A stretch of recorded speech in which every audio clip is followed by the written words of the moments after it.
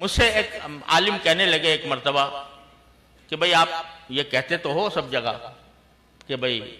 ہمارے طلبہ خدمت کے لیے پڑھتے ہیں، لیکن اب وہ بات نہیں رہی۔ اب طالب علم جو ہے وہ خود اس کو بھی یہ حرص ہوتی ہے کہ مجھے اچھی ملازمتیں ملیں، اچھے مناصب حاصل ہوں وغیرہ وغیرہ۔ تو میں نے ایک دن اپنے سارے طالب علموں کو جمع کر کے ان سے پوچھا کہ بھائی تم دل پہ ہاتھ رکھ کے بتاؤ تمہاری بات کہیں باہر نہیں جائے گی، لیکن یہ بتاؤ کہ واقعی ایک صاحب یہ مجھ سے کہہ رہے تھے، تو کیا واقعی یہ بات ہے کہ اب ہمارا طالب علم جو ہے وہ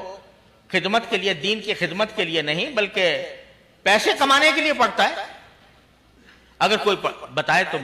ہمیں بتائے تاکہ ہم بھی سوچیں بھائی کہ ہم اپنے طلباء کے ساتھ کوئی ظلم تو نہیں کر رہے کہ وہ چاہتے ہیں کہ ہمیں پیسے کمانے کا موقع ملے اور ہم اس کو لے جا رہے ہوں کسی اور راستے پر۔ سب نے خیر باتفاق کہا کہ جی بالکل غلط بات ہے، ہم ٹھوکر مارتے ہیں ہر قسم کے مال و دولت کو، نوکریوں کو، مناصب کو ٹھوکریں مارتے ہیں، لیکن ہمارا مقصد صرف ایک ہے، اللہ کو راضی کرنا۔ الحمدللہ سب نے، یہ تو مجمع میں ہوا، مجمع کے اندر ہو سکتا ہے کہ کچھ لوگ جو ہیں شرما شرمی کوئی بات کہہ جائیں، سوچتے ہوں کہ بھئی کیا کہیں گے تو لوگ ہمیں کیا سمجھیں گے۔ میں نے کہا لکھ کر دو سب لوگ بغیر نام کے، نام بھی نہ لکھو تاکہ مجھے یہ نہ ہو کہ بھئی وہ شخص نے کہا تو وہ بدنام ہو جائے۔ لکھ کر دیا طلبہ نے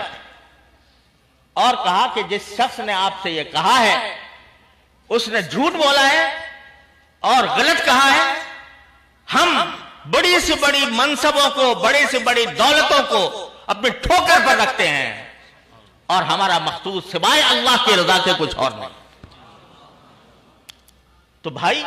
یہ ہمیں سکھایا گیا ہے پہلے دن سے کہ تم اپنے لیے نہیں دوسروں کے لیے پیدا کیے گئے ہو، تم اپنے لیے نہیں بلکہ دوسروں پر رحم کرنے کے لیے پیدا کیے گئے ہو۔ رحم کے عنوان مختلف ہوتے ہیں، تم چونکہ طالب علم ہو، دین کے طالب علم ہو، لہذا تمہارا رحم یہ ہے کہ اس دین کی روشنی کو دنیا کی آخری حدود تک پہنچاؤ۔ اس رحم کا تقاضا یہ ہے کہ تمہارے دل میں یہ طلب ہو کہ اس روئے زمین پر بسنے والے ہر شخص کا مجھ پر یہ قرض ہے کہ میں اس کو دین کا پیغام پہنچاؤں۔ الحمدللہ یہ تعلیم ہمیں دی گئی۔